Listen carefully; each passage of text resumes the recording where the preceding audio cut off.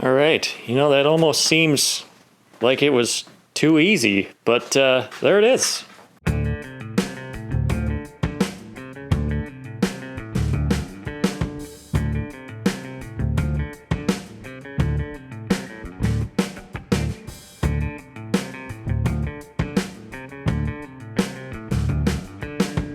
Welcome back to WEGS Garage. We are once again working on our 1964 Triumph TR4. If you haven't seen last week's video, go check that out now. I'll put a link right in here somewhere. It's okay, I'll wait.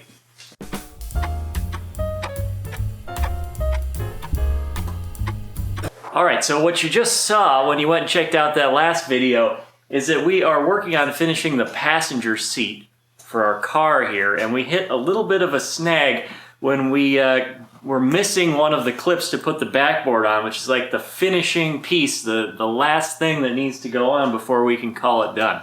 And it turns out there's some kind of like worldwide shortage of this particular clip. So we got a little bit creative, and I think we got a solution. Stay tuned.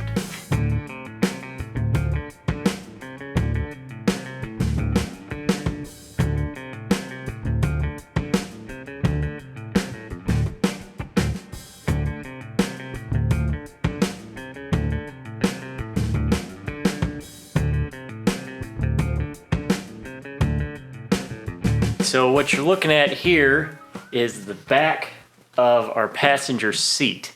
Now we have every clip in place here.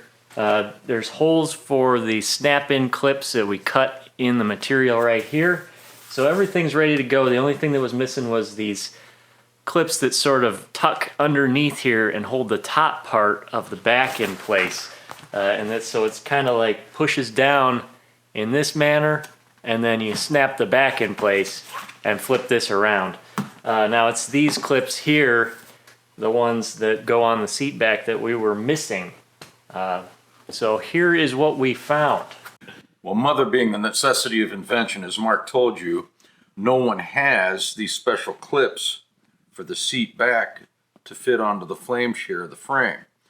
I don't know how he did it, but he found these. They're called trailer wiring frame clips, and with a little alteration, they do work. Now we've already got them installed here, and you can see this top part, how there's a little snap here. When we flip this over, that'll fit and shove onto the steel on the seat frame. But you can see that the original clip, if I hold this just right, looks like that. Okay? Well, you don't want this little part right here to go underneath that wood, because if it does, it's going to poke through your vinyl on the seat. So what a person has to do is take a pair of pliers, get into this part of it, and flatten it. And if you flatten it, let me get this flat here close to it. There. Now, this is ready for the next seat. You can just take this, slide it underneath the wood, and it's end up like so. But the little ear that was sticking out now no longer sticks out. So when you flip this over, it's smooth here because we flattened this part out. Like I said, I don't know where he found them, but these are going to work because these are so close to the original Triumph parts. Just with a little altercation here, or alteration I should say, you can make these guys work. Alright, so with these clips in place, we're gonna try getting this snapped into the back. So let's do it.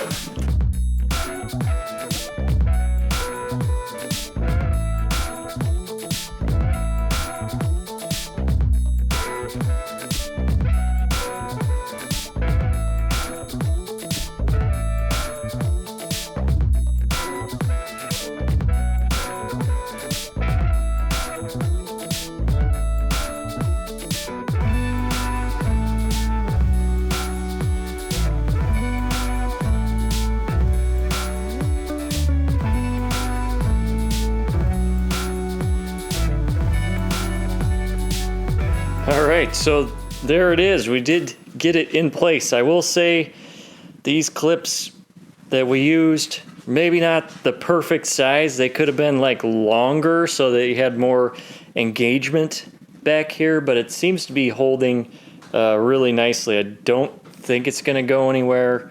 I don't know. I guess we're pretty happy with how it turns out. Then we put those other little clips here, and you basically just push those into the frame, and that's it. So now the only thing left is to kind of pull this around and get it all secured and get the little feet on the seat, and and then we got a seat. It's done. How does this work? I mean, I know the feet gotta go in.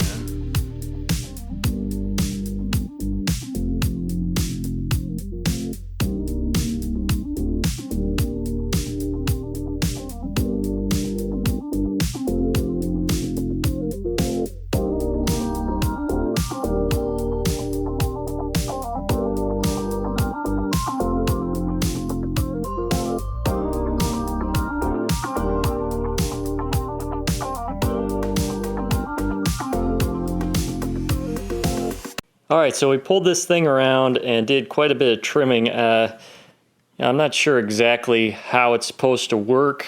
It seems like there's a part over here that's just going to be hanging out. I don't think it's all that important because it's on the bottom of the seat.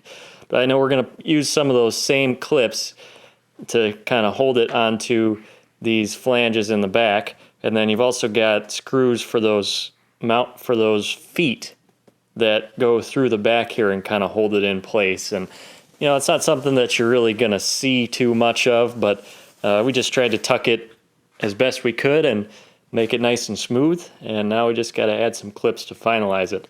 I did put a little bit of this extra cotton padding just along this back edge because there's some sharp corners there. I didn't want those poking through the vinyl, so that kind of smoothed that out a little bit as well.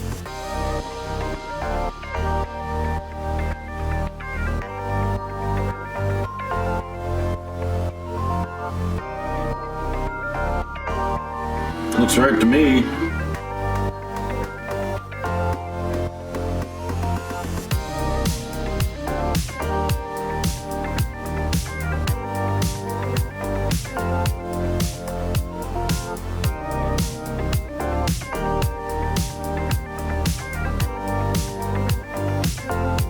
All right, you know, that almost seems like it was too easy, but there it is.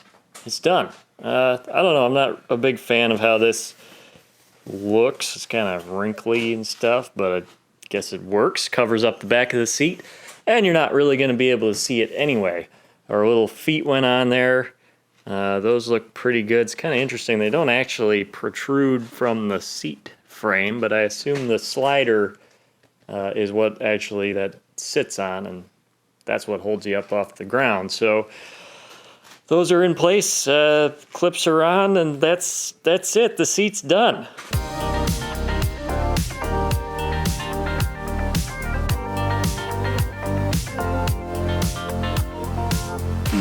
What do you think? She looks good, and that's what counts.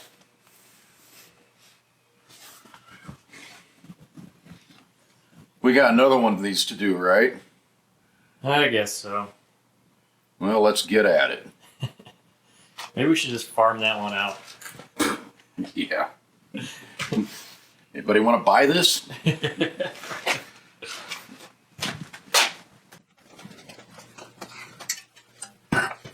This should go easier, right? That's the theory. Okay. Hey, you know something else, Sue? We got to do a shout out to Jake and his grandpa at Valley Springs Auto Body. When it was about 8,000 degrees below zero and there's no way we could paint these, we gave it to those guys. They had some other things to shoot black, and they took care of it. They sandblasted it, they etched it, and they put paint on it. And for that, we thank them because they did a nice job on it. Now, let's see if we can do as nice a job upholstering this seat. Find out next week on WEGS Garage. We'll see you then.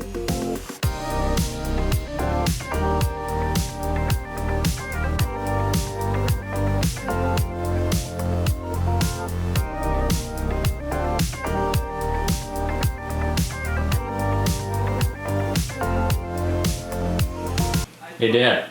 Yo. Do you think people should subscribe to WEGS Garage? I think they should. We're not professionals, but somehow we managed to figure it out.